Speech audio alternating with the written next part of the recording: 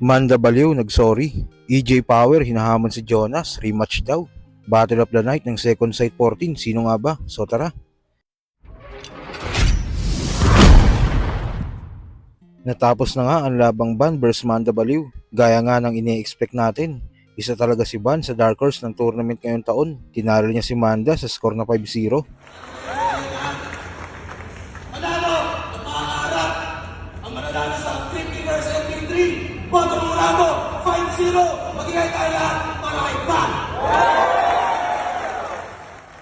Masaya naman si Manda dahil pinagandaan talaga siya ni Ban. Matapos ang laban nila, nag-post si Manda at nagsorry sa mga fans na naglulook forward sa kanya ngayong isabuhay. Sa kabilang balita naman, 2016 nang maglaban si Jonas at EJ Power. Sa venue pa ito ng B-side at nakuha nga ni Jonas ang panalo. Maganda ang palitan ng dalawa. Ayon nga mismo sa Flip Top, kasama ang laban na ito sa top 10 battle of all time. Pagiging pogi mo sa pagpatay mo sa laban. Di kailangan ng pogi sa liga, kailangan kaalaman, kagalingan, katapangan sa pakikipagbalagtasan. Kasi wala kaming mapapala sa pagiging pogi mo, tangina mo kung inutil ka naman. Kasi isipin nyo, si Saito ang ubod ng... Pero tumagal siya sa liga. Ngayon, alam mo na hindi mo ako kayang lamunin, mapabattle, manok kanta. Di ako nagpatigas sa larong to para lang magpatalo sa lampa. Kaya sa lahat ng mga kapatid ko at sa lahat ng bayaw na pumunta, pinapangako ko ngayong gabi, hindi ako ang 3GS na tutumba. Real talk, yung shota mo, gipit na gipit, kaya na masukan sa akin ang hindi mo nalalaman. Nagmukha na nga siyang bangko eh, kaka-withdraw ko ng kaka-withdraw, talagang di ko sinasawaan. Kaya binigyan ko siya ng magandang posisyon. Tayo, higa, may patuwad-tuwad pa. Kakalabas-pasok ng ATM ko sa kanya, ayun, nakaluwag-luwag siya. Minsang sinabi din ng hari ng tugma na isa ito sa paborito niyang battle sa Flip Top. Jonas vs EJ Power. Taka na, panalo tayo lahat doon. Alam natin yun, anibersaryo natin.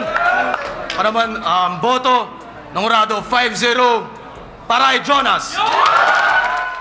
Kaya kung mangyari ngang muli ang battle na ito sa pangalawang pagkakataon, siguradong mas magiging malakas ito. At ito nga lang, nag-post si EJ Power kamakailan dahil nga nalaglag na si Jonas sa turna ng isabuhay. Kaya hinamon niya na si Jonas. Napakomment naman dito si Jonas. Hindi natin alam kung biro ito o medyo totoo. Ayaw niya na daw labanan si EJ Power dahil daw sa estilo nito ngayon. Dahil iba nga naman ang pagiging dark humor ngayon ni EJ Power.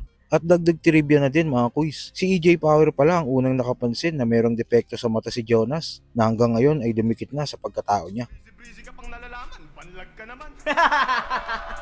Ano akala mo? Si EJ ang unang-unang nakapuna nung mata ko na banlag. Hindi ko akalain masisilip ni EJ yun. Ang galing ni EJ doon kasi sa lahat ng laban ko sa mga labas ng Flip Top, walang nakakapansin na may depekto ko sa mata. Pero si EJ, puta, nasilip niya yun. Ang galing nun. Nagulat din ako ron. Galing, nasilip niya yun. Hindi ko mapapansin yung depekto mo sa mata. Kaya lagi kayong magkaaway ng shota mo eh. Nakatingin ka na sa kanya, nakatingin ka pa sa iba. At sa uling balita, natapos na ang Second Sight 14 at expect the unexpected talaga. Muntik matalo ang mga Yamado sa magkabilang bracket tulad ni Carlito kontra Article Clipted. Boto Murago, mga kalaban, si Katana, 3-2. Magigay para kay Carlito. Lipcram kontra Aubrey. Mga kalaban si Kairam, 3-2. Magigay para kay Lekra. At si Jonas tinalo ni Saint Ice. Boto Murago, mga kalaban, si Saki, 3-2. Magigay para kay Saint Ice. Nalungkot tuloy ang mga fans ni Jonas na marami na nagsasabi na para sa kanya ang taon na ito. Kaya lang unang round pa lang ng turna, laglag na agad siya. Isa nga ang Jonas vs Saint Ice sa tinuturing na Battle of the Night. Pwede din daw Cripply vs MP3.